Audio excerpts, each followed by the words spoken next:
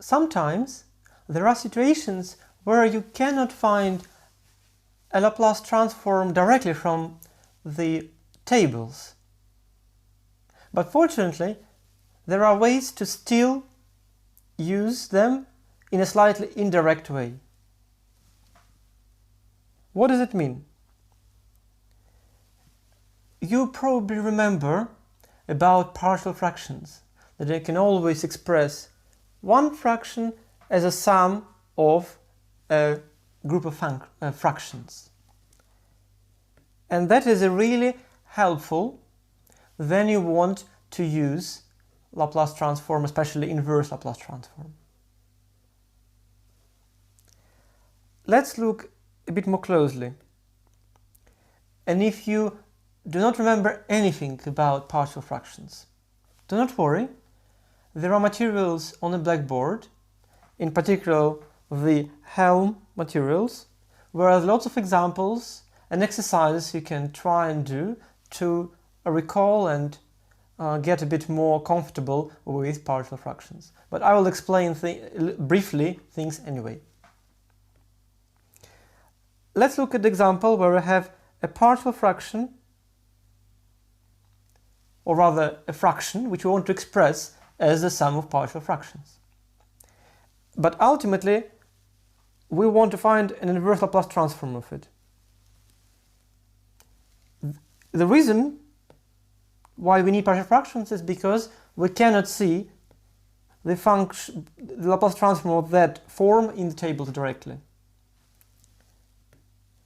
But if we can express this as a sum of two partial fractions, then we might be able to find this. And indeed, you probably recognize that this will be a Laplace transform of an exponential.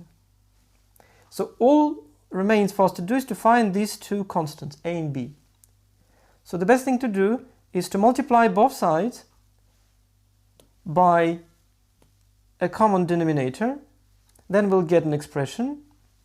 And then all we do is just to try to find, by comparing the respective powers of s, what are these constants. So, for example, we can eliminate first the second part, the second term, and find that a is 1/3 by setting s to 1. Or we can eliminate the first term to find what b is. So a is 1/3, b is -1/3.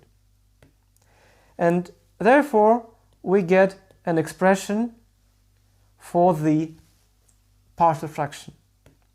And if we put it inside the inverse Laplace transform, all we do is say that we had an initial fraction and we split it as a sum.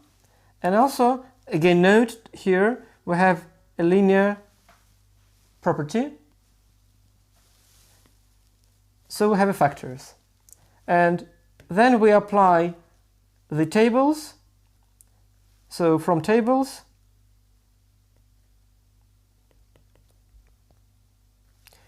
we get the final answer. So that is the answer to that question, to the first example. Let's look at another example. Let's say somebody asked us to find a Laplace transform of a bit more difficult fraction. So we have a square second order polynomial on top, and also the s squared times s, so third order polynomial at the bottom, in the denominator. So what to do in this case? Well, we just need to use a slightly more elaborate expansion. So we have 1/s plus 1/s squared plus something times s squared plus 3. And then we have three constants, a, b, and c, to find. So the reason we have to do these extra two fractions is because we have a second order factor in the denominator, s squared. So let's start again. Multiply the whole fraction by the common denominator.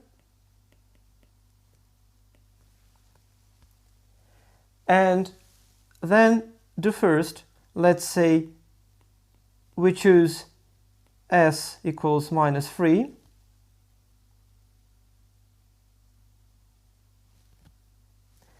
And then we get, first, we get on the left, we get 3s squared plus 2s minus 3 in general, right? Not just for that expression. And on the right, we get a times s plus 3 plus b times s plus 3 plus cs squared. So that is the general, so that fraction becomes that if you multiply by this common denominator. So let's set s to minus 3 here. So what we'll get on the left, we'll get 18, and on the right we'll get 9 times c, because the first two terms disappear. And from that we can see immediately that c is 2. So we found already one of the factors. Now, step 2, let's compare coefficients of the order of s squared. And if we do that, you can see that there is coefficient here, here, and here, so that you have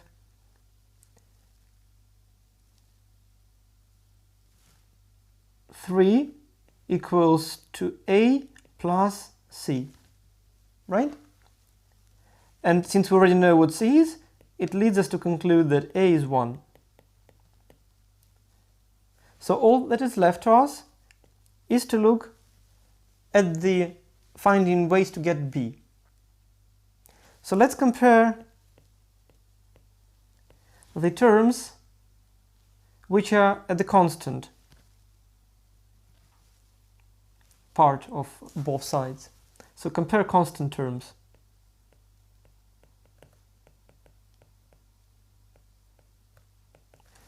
And then we'll see that minus 3 equals to 3b, because you see here that there is a constant term here and there is a constant term here. And so we get that b is equal to minus 1. Thus, we can say that that fraction, which we can call f over bar of s, can be written as 1 over s minus 1 over s squared plus 2 over s plus 3. So with that knowledge in mind, let's do one more step and then we'll find the inverse Laplace transform. So we have that, and all we need to do is to, say, use linearity and the tables to take a constant factor outside the Laplace transform, so that's linearity. And from the tables, we just see that that leads to the constant, that leads to linear function, and that leads to an exponential. And indeed, that's what we observe.